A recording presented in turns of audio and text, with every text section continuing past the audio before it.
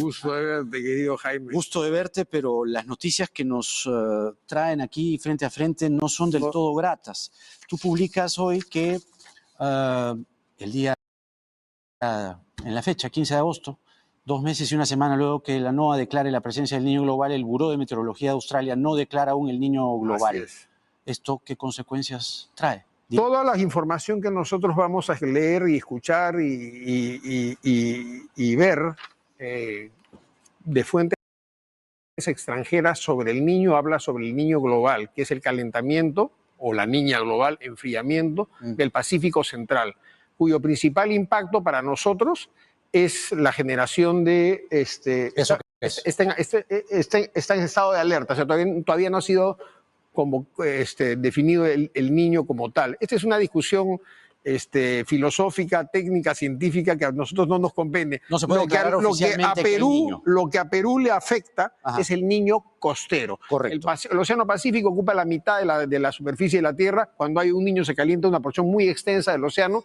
El niño, el que te produce lluvias en Piura, en Chiclayo, en Tumbes, el que te produce un invierno caliente es el costero, es el calentamiento de la franja del océano que está frente a la costa peruana y que nos está trayendo este tiempo tan inusual durante los últimos varios meses desde febrero. Distingamos entonces los términos para que el público la tenga más clara.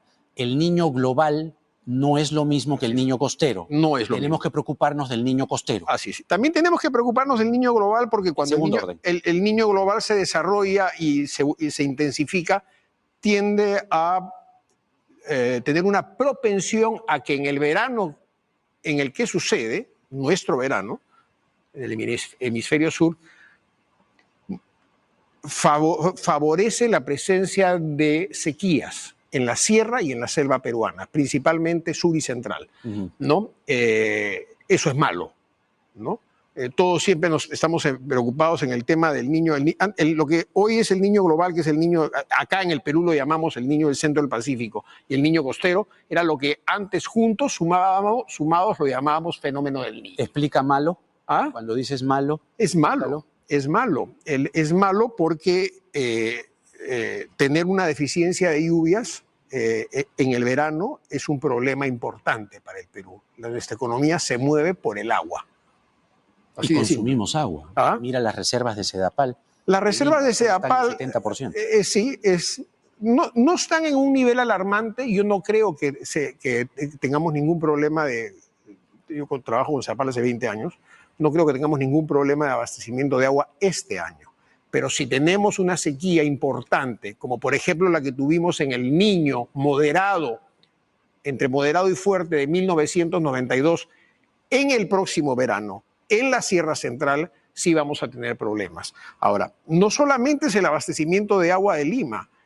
Ahorita tenemos otro problema por la deficiencia de lluvias a la que has aludido, una de cuyas consecuencias es que no tengamos tantas reservas de agua de Lima, pero valgan verdades, desde que se hizo el reservorio de Yuracmayo, no se ha hecho un reservorio más en Lima, salvo esta operación de las lagunas de Huascacocha, ahora lo conversaba con Carlos Cruz, que ha estado paralizada durante años por una mala asociación público-privada con la empresa brasileña OAS. El problema que tenemos es que tampoco se ha llenado en el verano, por ejemplo, el lago Junín, que es la principal fuente de agua en época seca, hoy es época seca, ¿no?, que abastece del líquido elemento a las unidades de generación hidroeléctrica que están en el Mantaro, que son las principales centrales de energía hidroeléctrica del Perú. Entonces, hoy estamos con un costo de la energía, lo que se llama un costo marginal altísimo, ¿ya? Si tú tienes... Hay una crisis en el sector de energía en este momento de la que nadie habla.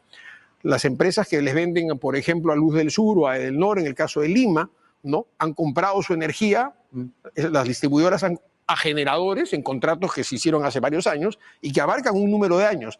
Y estas empresas de generación, dentro de los cuales están las empresas del Estado que generan, no tienen suficiente agua para generar, están saliendo a vender a las distribuidoras a 25 o 30 dólares el megavatio hora, ¿no? Y como no tienen suficiente energía, tienen que salir a comprar a aquel que les puede vender hoy. Y el que les puede vender hoy es alguien que tiene probablemente una central térmica de gas o con diésel. y le va a costar $200 un megavatio para venderlo en 35. O sea, las consecuencias de una sequía son increíblemente extensas. Estamos hablando ahorita del tema de la energía, me voy a salir del tema de la energía para explicarle al público que el Niño no es solamente la lluvia de Piura y de Chiclayo y de Tumbes que tanto detesta la población del norte, porque no tienen a las autoridades competentes ni las obras competentes para hacer frente a este evento recurrente. El Niño en el invierno, ahora con las temperaturas altas que tenemos, nos está dando un golpe duro a la economía. No hemos tenido una buena temporada, ni medianamente buena. En realidad hemos tenido una pésima temporada de captura de anchoveta. No vamos a llegar ni a 200.000 toneladas métricas de captura de anchoveta este año, como están las cosas, cuando producimos 4 millones en un año normal. Entonces, a ver, para aterrizar... Te voy a dar los temas, después vamos a extendernos. Los temas, sí, porque energía, para no dispersarnos. A ver. Pesca. El ticket de pesca nos puede costar entre 2 y 2.5 miles de millones de dólares en menos exportaciones de harina y aceite de pescado si es que la situación continúa así el resto del año. En agricultura. ¿Repite la cifra? Entre 2 y 2.5 miles de millones de dólares. Una barbaridad. Es una barbaridad. El niño es el niño es mucho más, el daño silencioso del niño, que no te lo Ese niño es Chucky. Sí. Que no te lo ocasiona ni el huaico de Punta Hermosa, ni... Esa es la fotografía que todos tenemos, pues, ¿no? O la gran masa tiene. Es que no informamos bien, desinformamos y a veces hasta alarmamos por las puras. Ahora, la agricultura. Las plantas tienen un ciclo vital y las plantas necesitan nuestras frutas, nuestros tubérculos como la papa que producimos en la costa, necesitan frío. En esta época del año los limones necesitan frío para florear. Los mangos en Piura se produce 75% de los mangos que Perú va a exportar. No hay mango en Piura, no hay floración. ¿Por qué? Porque las temperaturas están altísimas. El proceso biológico de la floración se produce en temperaturas frías. Hoy día deberíamos tener 16 grados en Piura, o 17 o 18 grados de temperatura mínima. Hemos tenido 22. Entonces, las papas en Arequipa, estaba hablando con un agricultor de Acarí, en un año normal, en un invierno saco 40 toneladas métricas de papa por hectárea. Este año están saliendo, y de esos el 95% son papas de primera. Este año están saliendo 16, 18 toneladas, 80, 85% de segundas, ¿no? Arándanos, principal producto de agroexportación de Perú, del nuevo boom exportador. Bien golpeado. Tienes 3 variedades de arándanos. El arándano Ventura, la mitad de nuestro arándano Ventura no va a florear. El arándano Biloxi, una parte menor pero importante. Este es un cultivo que se exporta más de $1.000 millones solo este cultivo, ¿no? Va a tener una reducción en su producción. Y las variedades más modernas, que están un poco más al sur, que no han tenido el mismo impacto. Tú dices que no hay que alarmar, claro, yo estoy alarmado con lo que estás diciendo. Bueno, te estoy contando lo que pasa. El clima, hay que alarmarse. Por eso que me he peleado 20 años con los dueños de los canales de radio y de televisión, haciéndoles ver que es importante dar información climática coherente y de manera regular para que la gente esté informada, ¿no? Porque lo que nos venden a nosotros con el niño es de que, bueno, van a haber huaicos y van a haber lluvias torrenciales. Huaicos y lluvias en el norte. Así es, sí. Pero el niño es mucho más que eso. Y el daño que está ocasionándole a la economía peruana en el invierno el niño, yo te aseguro que es hoy mayor en estos meses de invierno que el que tuvimos doloroso, ¿no? En las semanas de febrero, marzo y abril en el extremo norte de la costa, cuando tuvimos las lluvias o cuando tuvimos los huaicos en la cuenca de Chosic. Decías que esto, digamos, puede ir empeorando o agravándose conforme avance el año. El verano del 24 a mí me preocupa. Sí. El pronóstico oficial es que vamos a tener el niño costero acompañándonos probablemente con los huaicos, hasta bien recorrido el primer semestre del 2024. Va a ser un verano cálido, es obvio. La pregunta es, y la preocupación de muchos de nosotros es, ¿de qué magnitud va a ser ese calentamiento? Porque hay una cosa que nosotros no podemos hoy anticipar, por más ciencia que tengamos. Vemos lo que tú mencionabas al inicio, Jaime, de esta entrevista, que tienes a la NOAA en Washington diciéndote hay niño global y 2 meses después los australianos le están diciendo a la NOAA no hay. Pero sí, la temperatura ya está, pero las condiciones de presión del aire sobre el niño, el nombre técnico del niño es ENSO en inglés, el niño Southern Oscillation, el niño oscilación del sur, que tiene que haber una diferencia entre la presión, la fuerza con la que el aire se apoya sobre la superficie del Pacífico Central. Cuando estamos en un caso de niño, esa fuerza disminuye en el Pacífico Central y aumenta en el Pacífico Occidental. Ahora no está pasando eso. Ha aumentado un poco en el Pacífico Occidental, en la zona de Australia, pero no ha disminuido. Ese es el argumento. Entonces, si el niño se llama el niño oscilación del sur, tiene que darse la oscilación de presiones. En tanto no se dé, no se cumple el requisito. Es una discusión técnica. Sí, pero yo he visto, por ejemplo, puede ser poco, pero que se está tomando algún tipo de previsiones que son menores, ¿no? Ya he visto algunos tractores conteniendo los ríos, como preparándose. Se están haciendo... Estamos como país, y esto depende concretamente de nuestras autoridades, a tu juicio, ¿preparados para esto? Mira, donde yo trabajo, que es Ambiental Andina, que es una empresa de consultoría de materia de hidrología y meteorología, nosotros hemos trabajado con algunas empresas desde antes de este episodio que ya vienen haciendo obras en encauzamiento dentro de lo que se conoce como reconstrucción con cambios, ¿no? Acabo de verlas, por ejemplo, en el río Piscos, también están trabajando, se ha estado trabajando en Tumbes. Acabo de estar la semana pasada viendo los trabajos que se están empezando en la quebrada de San Ildefonso, un dolor de cabeza para la población trujillana, esa quebrada que en el Niño del 2017, del Niño costero, por ahí baja siempre, claro. 7 veces bajó. Entonces se está haciendo una obra faraónica para que llevarla a la quebrada León, ¿no? Por unos diques que son una maravilla, son diques permeables. O sea, el agua llega, embiste el dique, son diques de piedra masivos. El dique deja colar el agua, pero retiene los sólidos. Son 35 diques. Y de ahí ya el agua más o menos limpia se la lleva a encontrarse con agua de la laguna de la Quebrada de León, y desde ahí se va a ir por un canal hasta el río Moche. Son obras complejas. Claro. No va a estar listo eso para este verano, pero ya se están haciendo las cosas. Claro. Mira, es difícil. Perú es un país difícil. Tenemos es un país disfuncional. Entonces, no voy a hablar de la política. Estuvo aquí la gerenta de Sedapal, una representante de Sedapal. ¿Yolanda Andía? La señora Andía. Y respetos por Yolanda. Muchísimo. Y ella estaba muy preocupada por lo que se llama estrés hídrico y sobre todo el consumo del agua, y recalcaba esto que siempre se recalca: no desperdicies el agua, que es fundamental, o no riegues la vereda con agua potable. Te voy a contar una anécdota. ¿No? Shimon Peres, el que fue primer ministro y premio Nobel de Israel, cuando vino a Perú para la asunción de Toledo, le hacen una entrevista y le dice: ¿qué cosa es lo que más le impresionó de Perú? Pues se lo llevaron a este señor a Machu Picchu. Lo que más me ha impresionado del Perú es cómo desperdician el agua. Esa fue su respuesta del primer ministro o ex primer ministro de Israel, un país donde no hay un río. En Israel no hay un río. Pero tampoco se desperdicia una gota de agua. Nada. Y se toma agua de los pozos y se reinyecta y se desaliniza. Justo hablábamos con Carlos, antes de tu entrevista con Carlos Cruz, de la necesidad imperiosa que tenemos de desalinizar en la costa peruana. El gobierno, el Estado, el Congreso... Lo hacen los israelíes. Acaban de declarar de interés 2 cosas. La puesta en el desarrollo de plantas de desalinización en la costa peruana y el desarrollo de plantas de tratamiento de aguas subsuperficiales o aguas subterráneas, salobres, ¿no?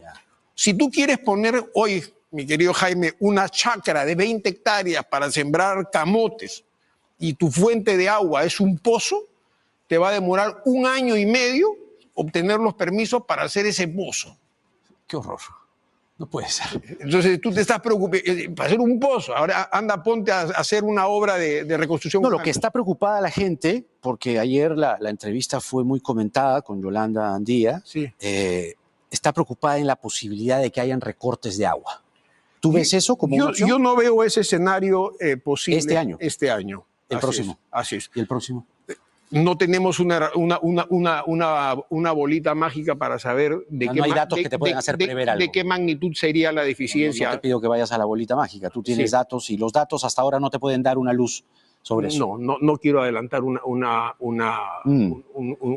escenario que no conozco. Hay la propensión de que si el niño en el Pacífico Central se potencia, la señal de sequía puede aumentar. Las sequías más importantes que hemos tenido en el Perú fue en Perú reciente, repito, fue en un año de niño, 1992. Fue el año precisamente que capturan a Abimael Guzmán, sí, ¿no es cierto? Lima estaba con racionamiento de luz y de agua. No porque se estaban derribando las torres ese año, no quiero defender a Sendero Luminoso, simplemente es que en el verano del 92 no llovió y no alcanzaba el agua ni para la población ni para atender toda la red de energía eléctrica que teníamos en nuestra ciudad. Era terrible, tenías que ver en el periódico el suministro, sí, cuándo ibas a tener agua y cuándo no. Era rotatorio. Intercalado, rotatorio, bañarse a tal hora. Y teníamos un sistema interconectado que no era integrado nacional, tenías el sistema interconectado centro-norte, ¿no? Sí, que estaba vinculado al Mantaro, y tenías el sistema interconectado del sur, ¿no? Después se hizo la línea que va de Arequipa hasta Huancavelica, hasta Campo Armiño, me parece que es, y se integró todo. Eso se hizo me parece que es en el primer gobierno de Fujimori, y se crea el sistema interconectado nacional. Hoy tenemos un sistema mucho más robusto, digamos, para abastecer de energía, pero no estamos haciendo nuestra chamba para diversificar las fuentes de generación eléctrica, ¿no es cierto?, para hacer mejor uso de la enorme potencialidad hidroeléctrica que tiene el Perú. Y hicimos un gasoducto, y ese gasoducto está prácticamente ya al límite de su capacidad, ya no se puede usar más, ya no hay más moléculas de gas disponibles. Hacías un análisis muy profuso, con mucha información sobre los riesgos que existen, subyacen frente a el niño y el golpe a la agricultura y a otros sectores, más allá del tema del agua. Sí. Que aquí lo que se puede recomendar aquí y ahora, para no alarmar, es, por favor, consuman lo que necesitan y no se tiren el agua por las puras, ¿no? Sí. Pero puedes hacer como un recuento, porque has dicho varias cosas, ¿no? Pero el impacto en la agricultura, el impacto económico, o sea, el impacto, ¿ante qué estamos expuestos? A ver, esto es un libreto que se repite, sí, ¿no? Entonces, se calienta el mar, que es la fuente del problema, y se nos va la anchoveta. Aparecen otras especies, dicho sea de paso, ¿no? Aparece la pota, aparece el bonito, aparecen los langostinos. Apareció machas el otro día. Han estado comentando que volvieron las machas por ahí. No las veo desde el niño del 72, que la última vez. Las veía en los 80. Sí, sí. Que te ibas a la arena y las sacabas, ¿te acuerdas? Y se depredó. Así es. Bueno, aparece. Ahí tienes, son los indicadores biológicos clásicos de un niño. Entonces, tú tienes un escenario adverso en la pesca industrial peruana. Cada vez que hay un niño de esta magnitud, este es un tremendo niño, ¿no? Tienes un escenario adverso en la agricultura para todos aquellos cultivos que necesitan una temporada fría. Tienes un impacto importante a nivel comercial en el sector textil, sobre el cual no necesitas que me explaye. No se han vendido casacas ni chompas. Las marras están que se vuelven locos, claro. Estas cosas pasan repetidas veces, ¿no es cierto? Y, en fin, y tienes también un impacto financiero, Jaime, porque si tú me das tu plata a mí, yo soy un banquero, yo voy a cuidar tu plata. Entonces tengo que tener cuidado a quién le doy y a quién no le doy créditos. Entonces la economía peruana sufre en el niño, así como se pasa lo opuesto en la niña. La niña es una maravilla, te trae abundantes lluvias en la sierra, te trae abundante pesca de anchoveta, te trae una laguna que se formó en Piura, creo que fue. Eso se forma en el Niño, la laguna La Niña. Pero la niña me refiero al enfriamiento. Sí, pero se le llamó la niña, ¿no? Sí, a la laguna. Sí. No hay que olvidarnos que hace un año, en agosto, septiembre y octubre del 2022, nos moríamos de frío. Estábamos en una niña costera fuerte y venía desde el año 2020. Esto es 2020, 2021 y 2022 con la niña.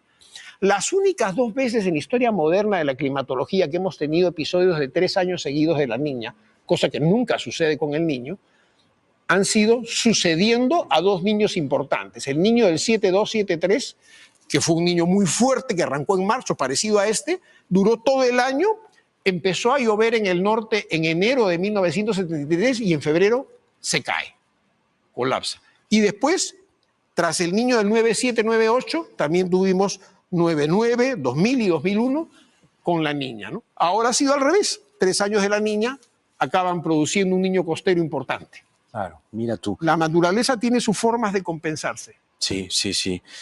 Todos atentos y empecemos cuidando el agua, ¿no? Yo quiero a los que toman decisiones, quiero decirles algo. Porque hay mucha información. Hay que atender lo que cada 15 días, cada 2 o 3 semanas, el Estudio Nacional del Fenómeno del Niño emite. Que es este pronóstico, es un par de páginas, te da las probabilidades, es hasta donde podemos llegar hoy con la ciencia. ¿Qué probabilidades hay de que tengamos lluvias o de un niño? En este momento, para el periodo diciembre-marzo, el 78% de probabilidades es que sea o niño débil, costero o niño moderado. Ciertamente que como estamos hoy en niño costero fuerte, y en el rango más alto de lo fuerte, vamos a ir eventualmente perdiendo magnitud.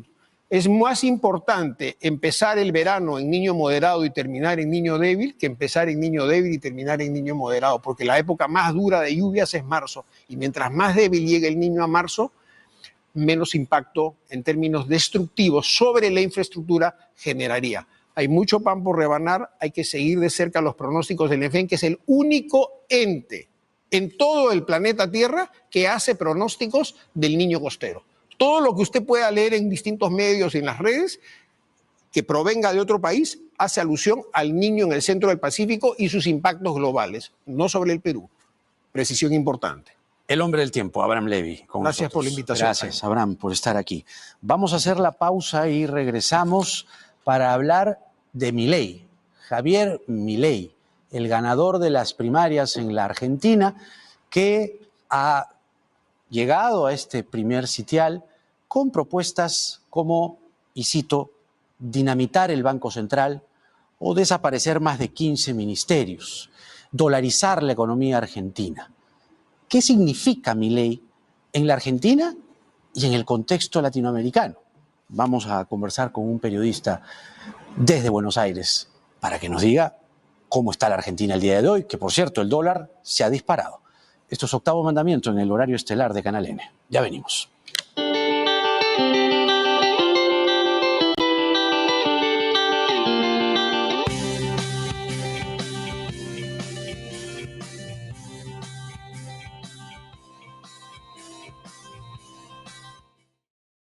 ¿Quieres volver a disfrutar con tu pareja? Somos la clínica.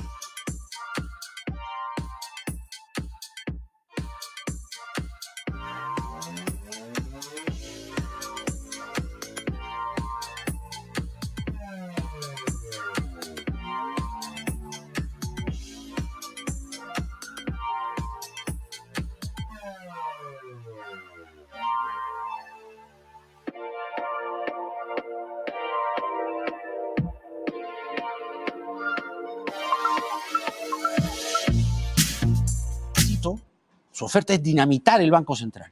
Entonces, son ofertas de un libertario, así se denomina él dentro del espectro político. Gonzalo del Monte es periodista de Noticias Argentinas y nos va a hacer entender o a explicar el fenómeno Milei al día de hoy. Gonzalo, un abrazo a la distancia hasta Buenos Aires. Buenas noches. Buenas noches, ¿qué tal? Un gusto hablar con ustedes. Un gusto también, ¿eh? A ver, dinamitar el Banco Central es una propuesta delirante. De hecho, Milei se ha paseado por casi todos los programas de la televisión argentina explicando su propuesta, incluso hasta programas humorísticos. Esta propuesta ha sido una de las que más ha captado el voto argentino. ¿Cuál es la explicación para que de los 20 que se proyectaba Milei haya pasado y obtenido los 30 puntos? Bueno, claramente las propuestas de Milei no son lo que captaron el voto. Lo que captaron el voto, es decir, lo que se votó el domingo, lo que votaron los domingos los argentinos, ese 30% que obtuvo Javier Milei, es un voto antisistema. Es un voto negativo al kirchnerismo y es un voto negativo a Juntos por el Cambio. Dos gobiernos que vienen de dos fracasos consecutivos. Por lo tanto, detenerse en las explicaciones argumentales que da Milei sobre la escuela austríaca, el Banco Central, cuestiones de género, agenda ambiental y demás, no entran, dentro de los argumentos para explicar ese 30% que obtuvo el economista libertario el domingo. Ajá, interesante, porque veo las tapas de los diarios hoy y todos hablan del ajuste clásico de evaluación, suba de tarifas, luego golpe de timón tras las PASO, el BCRA devaluó y subió la tasa, la reacción tras las PASO devaluaron el peso más del 20%, la devaluación dejó sin precios de referencia a la economía, dice la Gaceta. La Nación habla de por los dólares, Sergio Massa viaja a Washington para dar una señal y se reúne con el FMI. La explicación a la subida del dólar para ti, Gonzalo, ¿cuál es? Si justamente Milei dice que manejan el Banco Central, ¿ha sido el propio kirchnerismo el que ha alentado esta subida? ¿Para ti? Esta devaluación del 20% que hubo el lunes estuvo pactada con el FMI y el ministro de Economía, Sergio Massa. Es nada más y nada menos que el candidato a presidente de Cristina Kirchner, es decir, del oficialismo. Y es como bien decías vos, el próximo martes Sergio Massa viajará a Washington para reunirse con Cristalina Georgieva para delinear un poco cómo seguirá esto de acá a octubre, a la primera vuelta presidencial. Pero quiero decirte algo. El FMI ya se comunicó con Javier Milei y también se comunicó con Luciano Laspina. Luciano Laspina es el referente económico de Patricia Bullrich. Patricia Bullrich fue quien se quedó con la interna de Juntos por el Cambio contra Horacio Rodríguez Larreta y es quien tiene el apoyo explícito ya de Mauricio Macri. Por lo tanto, el FMI ya abrió el paraguas en ese caso de que el oficialismo no pueda llegar a la segunda vuelta.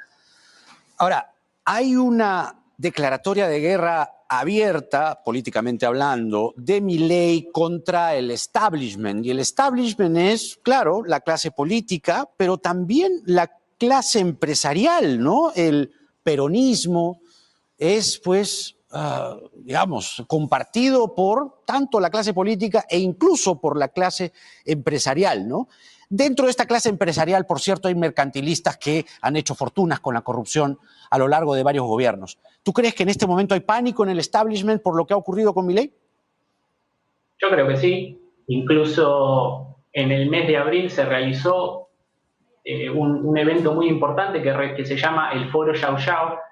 Lleva ese nombre porque se realiza en un hotel, uno de los hoteles más hermosos que tiene la Argentina, en Bariloche, el Hotel Yao Yao.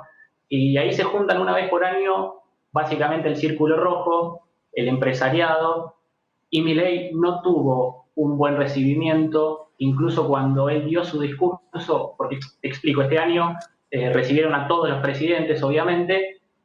Cuando le tocó el turno de Milei, varios de los empresarios se levantaron, le dieron la espalda a Milei. Por lo tanto, esto que marcabas vos puede llegar a ser una señal clara de que el empresariado está temblando, digamos, ponerlo entre comillas, porque no se sabe lo que puede llegar a pasar en un eventual gobierno de Milei.